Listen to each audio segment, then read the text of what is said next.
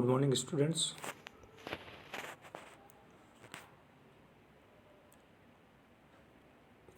आज कार्बनिक अभिकर्मकों का अकार्बनिक विश्लेषण में उपयोग के अंदर आज तीसरा अभिकर्मक अपन देखेंगे, alpha nitroso beta naphthol.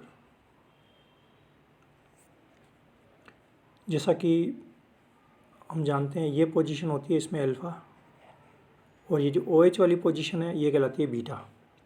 Benzene जो नेफ्थलीन की स्ट्रक्चर्स है, तो ये अल्फ़ा नाइट्रोसो और बीटा के ऊपर लगा हुआ ये नेफ्थोल। ये जो मोलिक्यूल हो जाता है बीटा नेफ्थोल, और ये यहाँ पर जो NO2 लगने के बाद में हो जाता है NO alpha nitroso beta naphthol. ये इनकी संरचना है। और जैसे कि हमने पहले कहा है, ये संरचना और इसके साथ में इसका अनुभार जो कि भारात्मक आकलन में काम आएगा, कैलकुलेशन में। और जैसे शुरू में कहा गया है कि जितने भी कार्बनिक अभिकर्मक हैं वह सभी द्विदंतुक होंगे, द्विदंतुक होते हैं, और इनके अंदर जो लिगेशन है, जो धातु को रोकने का, ये देखिए कि O भी यहाँ पर लिगेंड के रूप में काम करता है, नाइट्रोजन भी लिगेंड के काम करता है, और ये इसके अंदर यौगिक बनेगा। ये O यहाँ से लिगेशन का काम कर रहा है, यहाँ से O लिगेशन का काम कर रहा है, ठीक है। और ये बीच में धातु फंसा हुआ है 2। अगर कोऑर्डिनेशन नंबर अगेन 6 हैं तो इसकी 3 यूनिट काम करेगी, और अगर कोऑर्डिनेशन नंबर 4 है तो इसकी 2 यूनिट काम करेगी। तो ये 4 के लिए डिवाइडेड बाई 2 हो जाएगा और 6 के लिए डिवाइडेड बाई 3 हो जाएगा, ठीक है। और इनका जो विलयन का जो स्टेबिलिटी है वो यहाँ अकॉर्डिंग टू pH दे रखी है कि इन pH के ऊपर ये इस तरह से स्थायी रहेंगे। और चूँकि यह ऑर्गेनिक है, इसलिए जो इनका अभिकर्मक का जो विलयन बनेगा वह एसिटिक एसिड में बना सकते हैं अपन 5%, और या इसके अंदर पानी और एसिटिक एसिड दोनों का मिक्स करके भी इसका विलयन बनाया जा सकता है।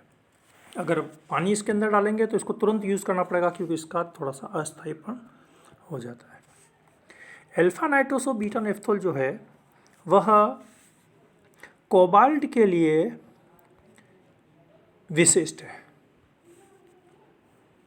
कोबाल्ट के लिए यह विशिष्ट है, ठीक है। और जिसके लिए विशिष्ट है उसके लिए यह अपना स्पेसिफिक बिंदु परीक्षण देता है, जो कि पहले जिसका वर्णन किया जा चुका है, ठीक है। तो इसके साथ में जब पोर्सिलिन की प्याली में इस अभिकर्मक को डाला जाता है तो कोबाल्ट की उपस्थिति में इसका भूरे रंग का अवक्षेप आता है। अगर भूरे रंग का अवक्षेप आएगा तो यह कोबाल्ट की उपस्थिति को निश्चित कर देता है। जब किसी के लिए स्पेसिफिक होता है तो बीकर के अंदर उसी का अवक्षेप बना लिया जाता है, धो करके उसको सुखा दिया जाता है, तौल दिया जाता है, और स्टोइकियोमीट्री की सहायता से उसके भार का आकलन कर दिया जाता है, तो वह भारात्मक निर्धारण की कैटेगरी में आ जाता है। कोबाल्ट को जितने भी इसके समकक्ष हैं, मरकरी, निकल, जो यहाँ पूरी लिस्ट दे रखी है, mercury, nickel, chromium, manganese, lead, zinc, beryllium, calcium, silver, इन सब के अंदर से यह कोबाल्ट का आकलन कर सकता है। और इस स्पेसिफिसिटी को सेलेक्टिविटी में कन्वर्ट करते हैं इसका दायरा बढ़ाने के लिए। तो ये देखिए ऊपर कि यह पैलेडियम, जिरकोनियम, कॉपर और आयरन, जिनके अवक्षेप के कलर भी यहाँ पर दे रखे हैं, और टेक्निक दे रखी है कि किस टेक्निक से इसको कोबाल्ट के दायरे से pH परिवर्तन करके इसके ऊपर ऑर्गेनिक समूह का प्रतिस्थापन करके या मास्किंग करके इसकी स्पेसिफिसिटी को सेलेक्टिविटी में कन्वर्ट करके इन आयनों का भी हम आकलन क्वांटिटेटिव एनालिसिस कर सकते हैं। उसके पश्चात तो पांच उपयोग जो शुरू में हमने देखे थे कि सभी के 5 उपयोग देखे जाएंगे। तो 2 उपयोग तो ये हो गए कि उसका हम बिंदु परीक्षण करेंगे, उसका हम भारात्मक आकलन करेंगे, तीसरा उसका हम करेंगे आयतनीय विश्लेषण, वॉल्यूमेट्रिक एनालिसिस। तो वॉल्यूमेट्रिक एनालिसिस में वही है कि अभिकर्मों के ब्यूरेट में भरा जाता है, नीचे जो आयन है वह नीचे लिया जाता है, उसका अनुमापन किया जाता है, अनुमापन के ऊपर जो अंत बिंदु पे जो कलर आएगा उसके अनुसार उसकी N1V1 = N2V2 से कैलकुलेशन करके उसका मान ज्ञात कर दिया जाता है। तीसरा और चौथा जो इसका उपयोग है वह है एम्पीरीमेट्री। ये भी एक अनुमापन है और इसको 0.6 वोल्ट के ऊपर निर्धारित करके ड्रॉपिंग मरकरी इलेक्ट्रोड DME की सहायता से इसका अनुमापन कर कोबाल्ट की मात्रा का पता किया जाता है। और अंतिम कि बीकर के अंदर जो सपोज करो 5 आयन है तो 5 ही लिगेंड पकड़ेगा। ये 5 के अकॉर्डिंग अगर 3:1 का है तो 15 जो ये लिगेंड को पकड़ेगा। तो जो इसका यहाँ पर कलर डेवलप होगा उस कलर को हम वर्णमिति से पकड़ सकते हैं।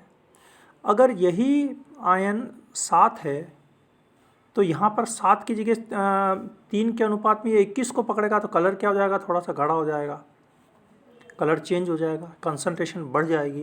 कंसंट्रेशन बढ़ जाएगी तो जो OD प्रकाशीय घनत्व वर्णमिति में हम देखते हैं उसका मान बढ़ जाएगा और उसके अकॉर्डिंग हम लेम्बर्ट्स बियर्स लॉ का जो ग्राफ होता है उसकी सहायता से, जो कि आप आगे की क्लास में पढ़ोगे, की सहायता से हम धातु आयन का निर्धारण कर सकते हैं।